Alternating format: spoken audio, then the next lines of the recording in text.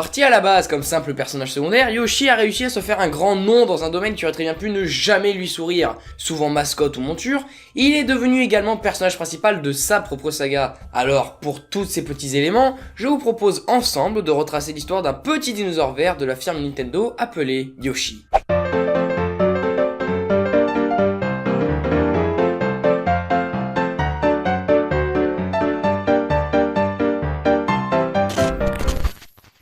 Nouveau jeu, nouveau personnage et nouvel univers. Super Mario World est sorti en 1990 sur Super Nintendo et est un jeu très particulier de la saga car pour la première fois, il ne se déroule pas dans le royaume champignon mais dans un royaume appelé Dinosaur Land. Dans ce jeu, Peach se fait capturer. Donc je disais, dans ce jeu, Peach se fait encore une fois kidnapper par Bowser, et Mario doit encore et toujours lui venir en aide, car cette fois-ci, notre plombier moustachu peut compter sur une nouvelle petite monture appelée Yoshi. Son but principal est de se différencier des autres épisodes de la licence, avec de nouvelles techniques de jeu, comme le fait que Yoshi peut voler sur quelques mètres, ou bien que l'on puisse avaler nos ennemis directement. Et en fonction de la couleur de ce dernier, cela donnera à notre petit dinosaure vert une capacité qu'il ne possédait pas en temps normal. Ce jeu est de très loin le plus vendu sur SNES, et pour une bonne raison, il est vendu directement avec la console, et grâce à cela, Yoshi sera très bien accueilli par le public, devant même l'icône principale du jeu qui est Mario. Yoshi est très rapidement apprécié du grand public, au point que seulement même quelques années après sa première apparition, il possède déjà sa propre saga. En 1995, Yoshi est de retour dans sa propre saga nommée Yoshi's Island et un concept assez innovant. Dans cet épisode, on remonte à la naissance de Mario et Luigi qui se font transporter par une cigogne. Et durant ce trajet, le sorcier Kamek vient kidnapper les deux enfants, sauf que Kamek arrive seulement à prendre Luigi et Mario quant à lui tombe sur l'île des Yoshi. Et l'objectif de tous les Yoshi est bien de retrouver Bowser et de sauver Luigi. Le système de jeu est innovant avec nos Yoshi de toutes les couleurs, les ennemis seront plus utiles que dans la majorité des jeux Nintendo car cette fois-ci, au lieu de les tuer, il vaudra mieux les avaler pour qu'ils puissent finir comme projectiles. Mais le plus intéressant est de constater à quel point Nintendo prend tout le monde à revers car on est dans une période où tout le monde s'essaye à la 3D et Nintendo en fait partie.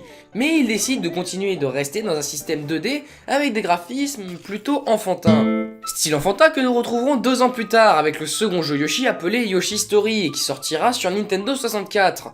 Sauf que ce fameux style enfantin sera beaucoup plus présent dans ce jeu, et ce pas seulement dans le level design, car ce style enfantin est de partout, au point même de rendre le jeu limite écœurant. L'objectif de ce jeu est de sauver l'arbre magique car il ne produit pas assez de bonheur pour la survie des Yoshi.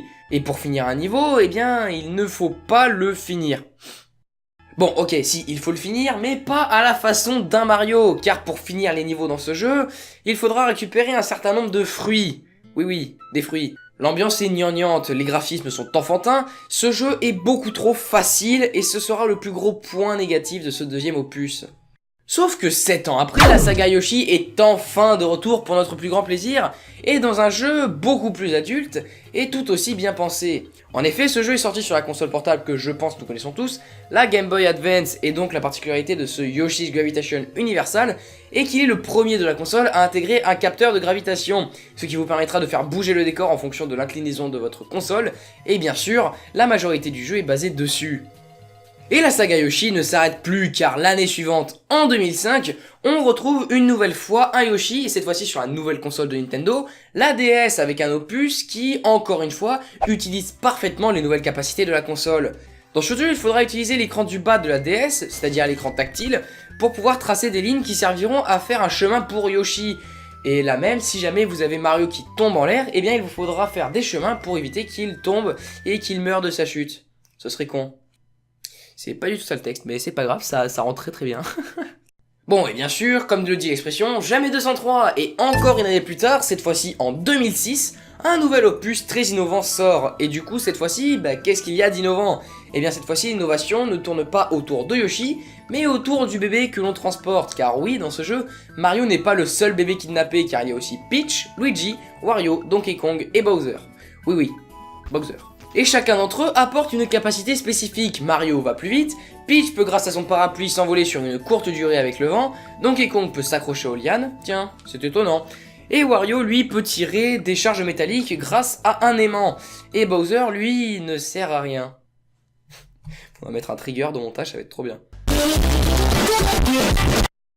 Les deux derniers jeux de la saga à ce jour sont Yoshi's New Island et Yoshi's Woolly World, qui sont tous les deux proches. Alors, Pas au niveau des graphismes, certes, mais ils ont tous les deux un gros point commun qui est très négatif, c'est que les deux jeux sont extrêmement faciles et que pour mourir dans ce jeu, il faut vraiment le vouloir. Mais hormis cette saga principale où je viens de retracer la légère histoire, Yoshi est connu également pour toutes ses apparitions hors justement de cette saga en tant que personnage contrôlable, ou non justement. Il y a bien sûr ces apparitions dans les jeux Nintendo où absolument tous les personnages de Nintendo sont présents et contrôlables, comme les Mario Kart ou les Super Smash Bros. Et dans ces jeux, on remarque que l'emblème de Yoshi est un œuf vert à point blanc, et c'est très important de le retenir. Mais Yoshi peut apparaître également comme un personnage normal, comme dans Super Mario 64, où une fois que vous aurez récolté les 120 étoiles, vous pourrez vous rendre sur le toit du château, et vous pourrez retrouver notre petit Yoshi, qui vous adressera un petit message de félicitations de la part des développeurs. C'est pas mignon ça? Je ne vais pas vous faire une liste de tous les jeux où Yoshi apparaît, car cela serait beaucoup trop long et la vidéo durerait facilement une demi-heure.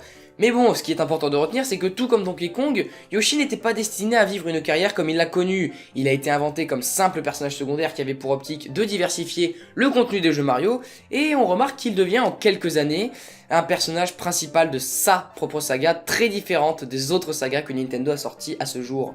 Il sera très rapidement apprécié du grand public, au point même de devenir une figure emblématique de son entreprise, et même une icône du jeu vidéo.